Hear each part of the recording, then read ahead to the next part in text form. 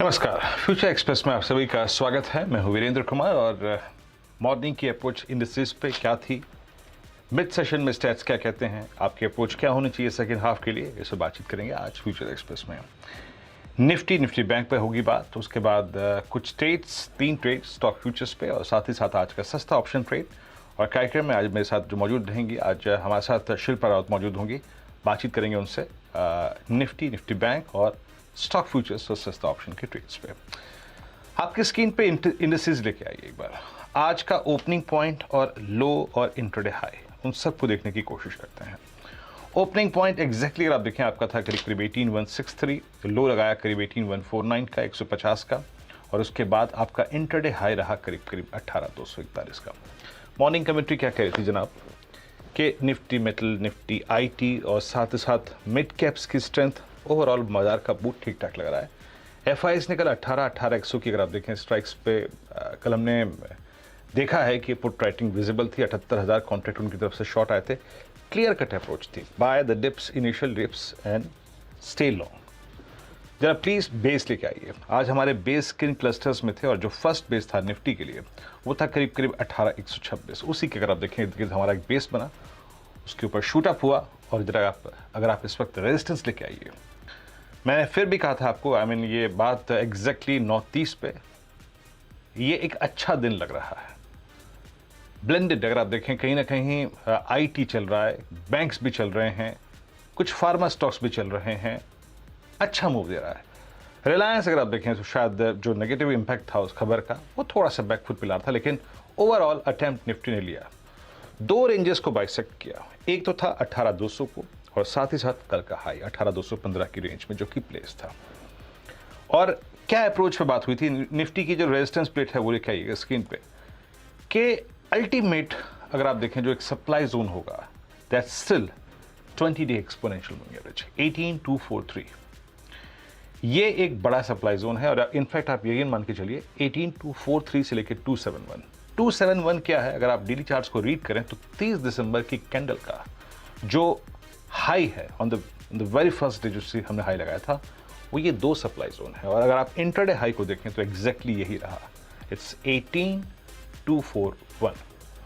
Logical सुबह view ये कहता था कि इस लेवल पे आप जाके प्रॉफिट्स को बुक कर लीजिएगा, कैश में कन्वर्ट कर लीजिएगा, डिप का फिर इंतजार कीजिएगा। लेकिन याद रखिएगा बाजार में जब भी ये लेवल कटेगा 30 पॉइंट का क्लस्टर, स्ट्रॉन्ग स्विंग मिलेगा ही मिलेगा, एक अच्छा मिलेगा।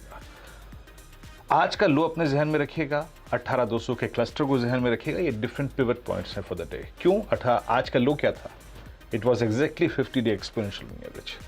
18,200 क्या है वो कुछ देर में समझाऊंगा, और 18,243 और 271 क्या है, 20 डेमा और 30 दिसंबर की कैंडल का हाई।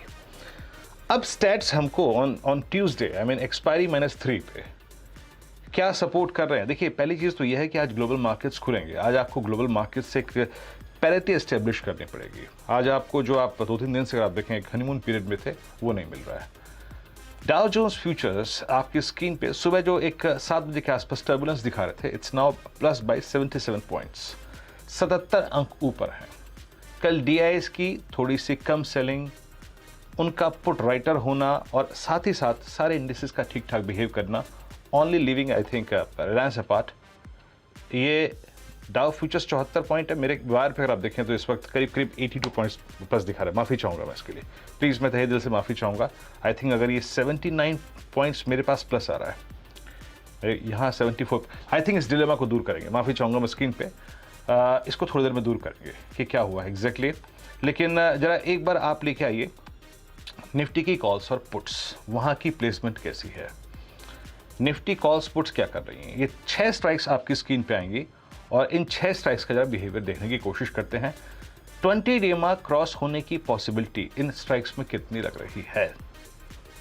ये 18,200 पे आज इस स्क्रीन को अगर आप रीड करें तो सबसे बड़ी चीज क्या है, आज के डे लो से 50 पॉइंट नीचे 32 लाख पुट बिकी हैं और आज के डे लो के 50 पॉइंट ऊपर यानी सीएमपी से करीब 20 पॉइंट नीचे 18,200 strong put writing, 40.26 lakh का addition, outstanding OI went up to 1.01 CR. That's good. 18,200 पे कॉल राइटर नहीं है इनफैक्ट याद रखिएगा 18,200 पे पुट कॉल रेशो 0.65 कल भी क्रॉस कर चुकी थी, और अगर आप इस वक्त देखें तो 18,300 पे जो कॉल राइटर है वो बहुत ज़्यादा इंप्रेसिव नहीं है। तो याद रखिएगा ये डेटा सपोर्टिव है, ये स्ट्रॉन्ग चांसेस रिफ्लेक्ट करता है 18,243 के क्रॉस होने के। बट फिर कहूँगा 20 डे में हमारा 2 दिन पहले थोड़ा सा स्लोपिंग डाउनवर्ड था, अब हमारा 20 डे में फ्लैट हो गया है। दैट्स बिट एनकरेजिंग, ये थोड़ा सा अगर आप देखें उत्साहजनक है। बट फिर भी let's wait for 243 to be crossed. अगर वो क्रॉस होगा उसके बाद सस्टेन करे तो एक थ्रस्ट और आएगा, और अगर नहीं आया डिप मिले तो याद रखिएगा कहाँ कहाँ का dip, any dip towards 18,150 towards 50 day exponential moving average, any dip towards 18,100 जहाँ पे पुट राइटिंग काफ़ी स्ट्रांग है, वो डिप बाय करने लायक होगा। निफ्टी बैंक लेके आइए। निफ्टी बैंक में सुबह मेरी अप्रोच थी बिल्कुल क्लियर कि 43,000 43,200 एक स्ट्रांग बेस है। वहां ये 3 पुट राइटर्स 43,000 43,1 43,2 बहुत अच्छा समर्थन दे रहे हैं, सपोर्ट दे रहे हैं। शूट अप हुआ, मैंने एग्जैक्टली अगर आप देखें आपको 918 पे ये भी कहा, ये एक अच्छा दिन लग रहा है बैंक निफ्टी के लिए, और चांसेस है कि हम जाएं स्ट्राइक करें आज के हायर रेजिस्टेंस पॉइंट को। लेके आइए रेजिस्टेंस की रेंज देखिए आपकी स्क्रीन पर। बड़ी कॉल राइटिंग अगर कहीं पर है तो वो है डायरेक्टर साहब, एक तो आपने ये जो पहली स्ट्राइक है गलत डाल दी है, दूसरी स्ट्राइक 43,400 यहां पे कॉल राइटिंग है, और 43,500 ये माफ कीजिएगा 43,600 पे अगर आप देखें करीब करीब 18 लाख का आउटस्टैंडिंग हुआ है। लेकिन अच्छी बात है कि 43,300 43,200 43,000 पे स्ट्रॉन्ग पुट राइटिंग विजिबल है। आज जरा मॉर्निंग की रेजिस्टेंस के प्लेट लेके आइएगा प्लीज, एक बार रेजिस्टेंस के प्लेट लेके आइएगा। क्या बात हुई थी कि किस जोन में आपको प्रॉफिट्स को बुक करना है। आपको जोन जो मिले थे वो थे करीब करीब 43,440 43,338। फर्स्ट टिक का हाई था 43,338, और इंट्राडे का जो निफ्टी बैंक का हाई रहा है वो एग्जैक्टली रहा है 43,457। तो याद रखिएगा दोनों ही इंडिसेस में अब अगले सप्लाई पॉइंट हैं 18,243 और इधर 18,510। अब ये दोनों के लिए एक बड़े सप्लाई पॉइंट हो गए हैं, और हमें अगर दोनों ही इंडिसेस पे एक डिप मिले टुवर्ड्स डे लो, जैसे कि हमने निफ्टी के परिप्रेक्ष्य में देखा 18,150 18,100, और निफ्टी के लिए निफ्टी बैंक के लिए 43,200 43,100, वहां तक का कोई भी dip as per these stats buy करने लायक होगा। ये मेरे थॉट्स थे, ये मैंने अपनी सुबह की रणनीति को अगर आप देखें यहाँ पे समराइज किया और फ्रेश डेटा से अगर आप देखें कोरिलेट किया। अब शिल्पा जी के व्यू की बात करते हैं। शिल्पा जी नमस्कार, कार्यक्रम में स्वागत है। शिल्पा जी आपकी अप्रोच क्या होगी इंडस्ट्रीज पे? अभी आप स्टैट्स दिख रही थी, कॉल्स और पुट्स के सेक्टोरियल बिहेवियर दिख रही थी। मीनवाइल निफ्टी आईटी अच्छा कर रहा है, क्लस्टर ऑफ मूविंग एवरेजेस को बाइसेक्ट कर रहा है, हमारे पास थ्रस्ट जनरेट करने के लिए फैक्टर्स हैं। आपका व्यू इंडस्ट्रीज पे इस पर? जी good afternoon Virendra ji, and good afternoon everyone. जैसा आपने समझाया एकदम परफेक्ट है, जैसे बिकॉज निफ्टी में मेरे हिसाब से एक बाइंग ही है। आपको बाय ऑन डिप्स इंट्राडे में भी आपको प्ले करना है। इनफैक्ट अभी स्पॉट पे 18,200 के ऊपर डिसाइसिवली ये होल्ड कर रहा है, तो मेरे हिसाब से अभी you will witness a short covering जो आपको यहाँ पे आगे जाके 18,400 लेवल्स तक भी देखने को मिलेंगे। तो बाय ऑन डिप्स रहेगा, जैसे डे लो की तरफ आता है तो आप डेफिनेटली बाय कीजिए, एंड आपको टारगेट्स 18,400 में मिलेंगे निफ्टी पे। बैंक निफ्टी की मैं बात करूं तो 43,000 जोन्स बहुत स्ट्रॉन्ग सपोर्ट है अगर हम ऑप्शन चेन भी देखेंगे, और इमीडिएट बेसिस पे 43,100 पे भी अच्छा खासा पुट राइटिंग हो रहा है, तो जिसका मतलब है कि हम लोग वहां पे भी होल्ड करेंगे, तो यहाँ पे भी बाइंग अपॉर्चुनिटी है। लेकिन बैंक निफ्टी में आपको हर्डल्स भी मिलेंगे 43,500 43,800 पे, तो आपको लाइकवाइज अपना प्रॉफिट्स बुक करना है। इंडस्ट्रीज पे आपको आई होप अप्रोच मालूम चल गई होगी। किसी भी सर्कमस्टेंसेस में डिप मिले याद रखिएगा तो टुवर्ड्स 43,000 43,100 वो बाय करना चाहिए। नेक्स्ट बड़े स्विंग के लिए आपको 43,500 का क्लस्टर पार करना पड़ेगा, आपको उस 43,500 के कॉल राइटर के जोन के ऊपर जाना पड़ेगा। And same is the case with Nifty. कोई भी डिप मिले टुवर्ड्स 18,150 18,120 बाय करिएगा, ज़रूर बाय करिएगा। अगर आप लॉन्ग हैं अभी तो आपको 18,243 के बाइसेक्ट होने का इंतजार करना है 20 डे एक्सपोनेंशियल मूविंग एवरेज का। ओके, अब आते हैं स्टॉक फ्यूचर्स पे। शिल्पा इस वक्त इस बाजार में आप कंफर्टेबल कहाँ हैं? आपके आज के 3 स्टॉक फ्यूचर्स जिनको आप चेज करना चाहेंगे। तीनों बाय रहेंगे। इनफैक्ट एक रहेगा सबसे ज्यादा टुडे इस मैक्स फाइनेंशियल एमएफएसएल। एमएफएसएल ने बहुत टाइम के बाद एक 700 के ऊपर अभी एक मोमेंटम पकड़ा हुआ है, उसको होल्ड भी कर रहा है। आज फिन निफ्टी का एक्सपायरी भी है, तो बट आई एम एक्सपेक्टिंग कि ये मोमेंटम अभी कंटिन्यू करेगा और यहाँ से फ्यूचर्स में अभी एमएफएसएल ट्रेड कर अराउंड 708। तो मुझे लगता है यहाँ पे आपको जो टारगेट्स देखने को मिलेंगे वो इजीली टुवर्ड 725, और वो भी अगर हम लोग होल्ड करते हैं देन टुवर्ड 745। तो एमएफएसएल इज अ बाय, आपका स्टॉप लॉस रहेगा 698 का। मैक्स फाइनेंशियल सर्विसेज आपका अगर आप देखें आप पहला बाय ट्रेड है और आपकी स्क्रीन पर आप देखें मैक्स फाइनेंशियल से जरा एक बार प्लीज देखे आइएगा। करीब करीब 705 की ट्रेड पे ट्रेड कर रहा है। यस, स्ट्रॉन्ग बार है। आज अपना 50 डे एक्सपोनेंशियल मूविंग एवरेज इसने बाइसेक्ट किया है। शिल्पा जी आपका दूसरा ट्रेड। जी, मेरा दूसरा ट्रेड यहाँ पे रहेगा वर्लपूल पे। वर्लपूल में अगर आप देखेंगे तो 1500 जोन्स पे ना एक बहुत अच्छा सपोर्ट बेस है, काफी अच्छी पुट राइटिंग है वहां पे। तो अगर एंड अभी स्टॉक फ्यूचर्स ट्रेड कर रहे हैं 1520 जोन्स पे, तो आपका अगर ये सपोर्ट बेस होल्ड करता है तो आपको यहाँ पे आगे जो टारगेट्स देखने को मिलेंगे वो टुवर्ड 1600 रहेंगे। तो मेरे हिसाब से अभी फ्यूचर्स में भी बाय कर सकते हैं। आपका यहाँ पे स्टॉप लॉस रहेगा 1490 का, और मेरे हिसाब से यहाँ पे आपको टारगेट्स टुवर्ड्स 1580 1620 भी देखने को मिलेंगे। इसको आज हमने प्रभुदास लीलाधर में भी रेकमेंड किया है as a hero zero trade sort of 1600 call option को, जो लगभग अभी 20 रुपए के अराउंड 18 या 20 रुपीज चल रहा है। तो आप उसमें भी पार्टिसिपेट कर सकते हैं अगर किसी को पोजिशनल ये थोड़ा सीरीज में इसको प्ले करना है तो। ओके, वर्लपूल अगर आप देखें आप वाइट गुड सेगमेंट में गई हैं आज और यहाँ पे आपको स्ट्रेंथ दिखाई दे रही है। वर्लपूल आपकी स्क्रीन पे लेके आइएगा। वर्लपूल ट्रेड करता हुआ, यस एग्जैक्टली, अगर आप देखें आपकी स्क्रीन पे वर्लपूल 1513 पे आके ट्रेड कर रहा है। अब आते हैं आपके आज के लास्ट ट्रेड पर। शिल्पा जी आपका लास्ट ट्रेड आज का। जी, मेरा लास्ट ट्रेड आज रहेगा आरईसी लिमिटेड में। पीएफसी में एक्चुअली काफी टाइम से पिछले दो तीन दिन से हमने रेकमेंड भी किया हुआ था और अच्छा उसमें मोमेंटम पकड़ा है। From 142 levels we had recommended, वो गया 158। तो लाइकवाइज आई एम एक्सपेक्टिंग कि आरईसी भी अभी एक कैचअप प्ले खेलेगा पीएफसी के साथ, और अभी इसने एक सपोर्ट जोन के ऊपर I mean sorry resistance zone के ऊपर अभी ट्रेड करना भी चालू किया टुवर्ड्स 120 और 121। तो मेरे हिसाब से अभी यहाँ पे स्टॉप लॉस आपको 119 का लगाना है फ्यूचर्स में, और आपको यहाँ पे टारगेट्स इजीली 128 134 या 137 तक भी देखने को मिल सकते हैं। ओके,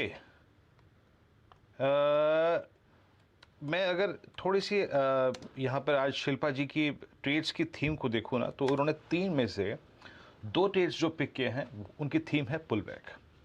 मतलब जब आप वर्लपूल को ले लीजिए या फिर उसके बाद मैक्स हुआ, दोनों ही स्टॉक्स में अगर आप देखें जो थीम है to chase a pull back.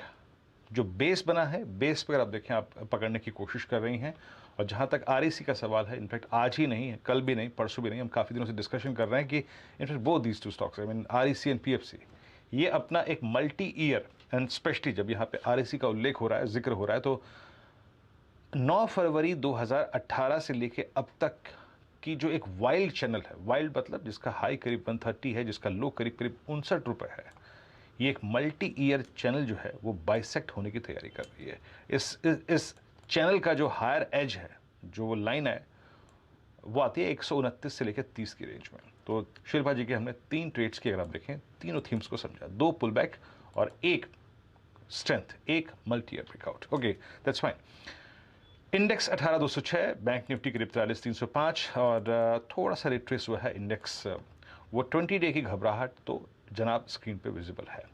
अब एक काम करते हैं, एक ब्रेक लेते हैं। ब्रेक के बाद जब लौटेंगे तो लेंगे आज का सस्ता ऑप्शन और थोड़ी मार्केट ब्रेथ को रीड करने की कोशिश करेंगे। छोटा सा ब्रेक लेकर हाजिर होते हैं।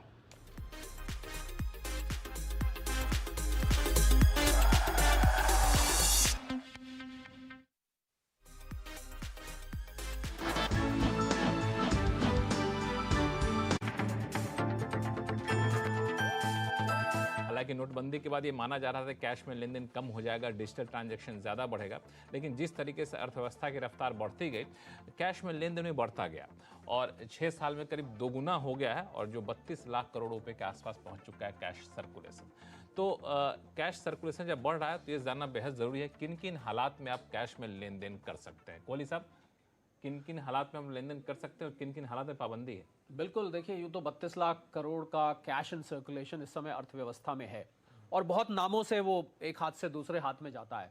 पर हम जिन दो सेक्शंस पे आज ध्यान देना चाह रहे थे उसका नाम है सेक्शन 269 SS और 269 T, और इन सेक्शंस के अंतर्गत लक्ष्मण पेनल्टी लगती है। अच्छा। अगर आप कैश 20,000 से ऊपर कैश लेन देन करते हैं तो पेनल्टी लगती है। होता क्या है कि आपने किसी को लोन दे दिया, किसी ने पैसा मांगा, भाई मुझे 40,000 रुपए चाहिए, आपने कैश निकाला घर से दे दिया, या आपने किसी के पास जमा कर दिया, ये मेरा रख लीजिए, ये मेरा डिपॉजिट समझ के रख लीजिए, जब जरूरत होगी आपसे ले लूंगा, वगैरह वगैरह। तो इनके ऊपर रिस्ट्रिक्शन है आयकर में। अब हम कुछ ऐसे हालात बताते हैं जहां पर ये रिस्ट्रिक्शन लागू नहीं होती, क्योंकि जिन लोगों को ये पता है वो इसको सारे ट्रांजैक्शंस के लिए समझ लेते हैं। ऐसा नहीं है, ऐसा नहीं है, सबके लिए नहीं है। कुछ में छूट है। और कुछ लोग जो नहीं जानते हैं वो कुछ ऐसी जगह कर देते हैं जहां नहीं करना चाहिए, तो इसलिए हम वो बता देते हैं जहां पर आप कर सकते हैं, तो इसके अलावा बाकी आप नहीं कर सकते। तो सबसे पहले एक पार्टनरशिप फर्म होती है जिसमें अक्सर देखा जाता है 2 या 3 या 4 पार्टनर हैं। तो अगर कोई पार्टनर पार्टनरशिप फर्म से 20,000 रुपए से ऊपर कैश लेता है किसी भी काम के लिए, मान लीजिए खर्च के लिए या विड्रॉ कर रहा है, तो वो इस एक्सेप्शन में गिना जाएगा, यानी कि उसके ऊपर पेनल्टी नहीं लगेगी। और एक बहुत ज़रूरी बात लक्ष्मण, जो कि अक्सर देखा जाता है, मैंने देखा कुछ लोग फैमिली के बाहर जा रहे थे, घर में कुछ कैश रखा होता है सभी की ज़रूरत के लिए, वो उठा के अपने पड़ोस में कोई रिश्तेदार रहते थे उनके यहाँ रख के चले गए, भैया रख लो, घर में सेफ नहीं है, आपके यहाँ रख के जा रहे हैं, तो कैश रख के चले गए। अब इसको बोलते हैं कस्टडी। तो अगर आप किसी की कस्टडी में, रिश्तेदार की कस्टडी में कैश रख के जा रहे हैं, तो यहां पर ये 269 SS और T की पेनल्टी नहीं लगेगी। इन दोनों हालात में आपको चिंता करने की जरूरत बिल्कुल, इन दोनों हालात में चिंता करने लेकिन आपने जब रिश्तेदार की बात की तो मुझे ध्यान आया कि कई बार रिश्तेदार में लोग आपस में भी कैश लेन देन करते हैं, बेटा ने दे दिया, दामाद ने दे दिया, बेटी ने दे दिया, या फिर उनको दे दिया पिताजी ने। तो इस तरह कैश लेन देन पर भी क्या पाबंदी है कि नहीं? जी हाँ लक्ष्मण, कुछ कोर्ट की रूलिंग्स आई हैं जिसके अंतर्गत ये एक्सेप्शन सामने आती हैं, और सबसे जो मशहूर और सबसे आम होने वाला जो लेन देन होता है वो होता है पति पत्नी के बीच में। अब पत्नी साहिबा ने मांगा या पति ने कुछ मांगा तो उन्होंने अपना कैश निकाला जेब से और दे दिया 50,000 60,000, तो पति पत्नी की बात है, तो वहां पर ये नियम अप्लाई। वहां मान लीजिए पति कहने लगे पत्नी से लक्ष्मण कि भाई 269 SS में पेनल्टी लग जाएगी, हम तो आपको नहीं देते, तो घर में लड़ाई खड़ी हो जाएगी। तो मुझे लग रहा है इनकम टैक्स ने इस लड़ाई से बचने के लिए ये 269 SS की एक्सेप्शन दी है। इसी तरह आपका पुत्र आपसे पैसे लेके जाता है, 20-30 हजार रुपए लेके जाता है, 20,000 से ऊपर ले जाता है, मैं अगर लिमिट की बात करूं, वहां नहीं लगेगा। एक केस ऐसा भी आया लक्ष्मण जहां पर एक दामाद साहब ने अपने ससुर साहब के बिहाफ पे, या ससुर साहब ने दामाद साहब के बिहाफ पे कोई कैश में प्रॉपर्टी बुक कर दी, उनके बिहाफ पे बुकिंग कर दी, उनसे एक तरह से लोन हो गया, तो वहां पर भी एक्सेप्शन है। तो कहने का मतलब है जहां पर लोन लिया हुआ है, डिपॉजिट है और नजदीक की रिश्तेदारी है, या कोई ऐसे हालात बन रहे हैं कि आप कैश के अलावा और कोई मोड एक्सेप्ट ही नहीं कर सकते और आप उसको प्रूव कर पाते हैं, तो वहां पर ये एक्सेप्शन बन के सामने आता है। तो बिल्कुल ये सही बात है कि इनकम टैक्स बहुत गहराई में जाकर जांच करता है, लेकिन कम से कम पारिवारिक मामलों में दखल नहीं देता है। बिल्कुल नहीं देता है।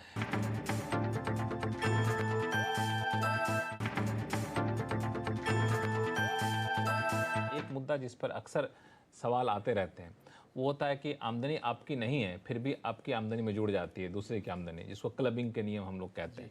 तो मेरे 2 सवाल है इसमें। पहला, किन किन हालात में क्लबिंग के नियम लागू होते हैं और इससे बचने का कोई तरीका है क्या? सेक्शन 64 है लक्ष्मण क्लबिंग से संबंधित। आपने बिल्कुल ठीक कहा, इनकम आपकी नहीं है, जब आप किसी को गिफ्ट करते हैं, और ये 3 रिश्ते नाते ऐसे हैं जहां पर क्लबिंग अप्लाई होती है, पति पत्नी के बीच, और ससुर साहब और उनकी बहुरानी के बीच, जिसको father in law daughter in law हम कहेंगे, और माइनर चाइल्ड और पेरेंट के बीच। अगर आपने इन 3 जगह में अपने एसेट्स या अपने कैश या आपने को गिफ्ट किया है, तो उससे जो आमदनी होगी वो आपकी आमदनी में जाके जुड़ जाएगी, इन 3। अब इसमें जो बारीकियां हैं वो बहुत सारे लोग नहीं जानते हैं। पहली बारीकी है कि अगर मान लीजिए आपने पति ने और मैं एक्चुअल केस देके बता देता हूं, कोई पति साहब ने अपनी पत्नी साहिबा को 2 लाख रुपए का एक हार गिफ्ट किया। अब अगले दिन उन्होंने क्या किया, वो जाके उसको ज्वेलर के यहाँ इनकैश कराई, चुपचाप करा, बताया नहीं, और उसकी बैंक में FD कर दी।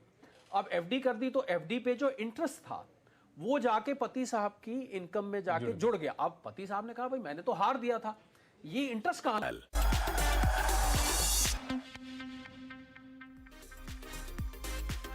ब्रेक के बाद फ्यूचर एक्सप्रेस में आप सभी का फिर से स्वागत है। मैं यहाँ पे करेक्शन करना चाहूँगा प्लीज़। स्क्रीन पे वो जो चीज़ गई थी गलत, आई थिंक वो टिकर्स में थोड़ी दिक्कत थी, उसको ठीक कर लिया गया। फ्यूचर्स याद रखिएगा प्लस में थे, वो माइनस में अगर आप देखें गलती से वो वैल्यू फ्लोट कर रही थी।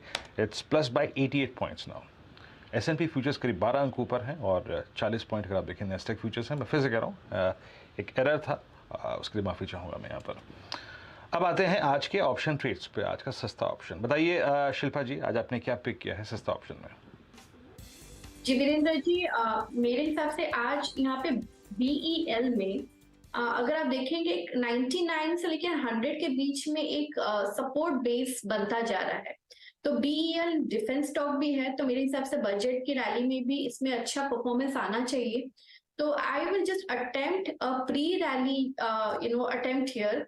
मेरे हिसाब से 105 का कॉल ऑप्शन अभी 1.5 1.6 चल रहा है, इसमें पार्टिसिपेट करना चाहिए। आपको यहाँ पे स्टॉप लॉस 0.8 का लगाना है, एंड अगर व्यू सही जाता है तो ये आपको नियरली टूवर्ड्स 4.85 भी देखने को मिलेंगे। तो थोड़ा पोजिशनल भी रहेगा, लेकिन मेरे हिसाब से ये आपको बहुत अच्छा रिटर्न्स देगा because risk and reward is very favourable. BEL की 105 की कॉल 100 पे ट्रेड कर रहा है और शिल्पा जी ने आज अगर आप देखें अगर किसी चीज़ पे काम किया है तो वो है एग्जैक्टली पुलबैक्स को ढूंढने का काम। BEL जब मैं स्क्रीन पे देख रहा हूँ तो yes, no doubt about that कि अभी यहाँ पर स्क्रीन पे सप्लाईज विजिबल हैं। आज का इंट्राडे हाई जो है वो 100 एक्सपोनेंशियल मूविंग एवरेज है, लेकिन शिल्पा जी यहाँ पे कॉन्ट्रा कॉल ले रही है। बस एक अच्छी बात है यहाँ पर कि ये कहीं ना कहीं 16 दिसंबर से लेकर अब तक लोअर एजेस पे जो प्राइस रेंज बनी है उसके हाइज को काटने की कोशिश करता हुआ। BEL 105 कॉल ऑप्शन 105 पे एग्जैक्टली अगर आप देखें इसका जो एक्सपोनेंशियल मूविंग एवरेज है वो फ्लोट करता हुआ 1.65 पे आपको बाय करनी है। एक बार एक दो स्टॉक्स पे अगर आप देखें स्कैनिंग और कर लेते हैं जहां पे मूव अच्छे आ रहे हैं और अच्छा मूव है। HDFC लाइफ आज राजेश सतपुते जी की कॉल थी, बेहद शानदार रहा। लेकिन मैं एक बार जरा कोटक को मार्क करना चाहूँगा यहाँ पे। कोटक महिंद्रा बैंक आपकी स्क्रीन पे, इट्स 1824। आज ये चला 10 डे एक्सपोनेंशियल मूविंग एवरेज को बाइसेट करने की कोशिश करी, लेकिन अगर आप देखें सक्सीड नहीं हो पाया बहुत। फिर अगर आप देखें डे लो की तरफ पड़ता हुआ, तो मार्केट्स अगर आप देखें थोड़ा रिट्रेस हुए हैं अगेन अपने अगर आप देखें मॉर्निंग बेसिस को टेस्ट करने की चेष्टा करते हुए। और एक बार अगर आप रिलायंस को देखें हैवी वेट्स में, रिलायंस करीब करीब आपकी स्क्रीन पे इस वक्त 2567 एग्जैक्टली 100 डे एक्सपोनेंशियल एवरेज पे ट्रेड कर रहा है। 18186 और 43251 ऑन निफ्टी बैंक। फिलहाल एक ब्रेक, और शिल्पा जी बहुत बहुत शुक्रिया इस कार्यक्रम में शामिल होने के लिए और स्टॉक्स एनालिसिस राय रखने के लिए। अगली मुलाकात होगी आपसे आज कमाई का अड्डा में हर्षता के साथ। तब तक के लिए नमस्कार।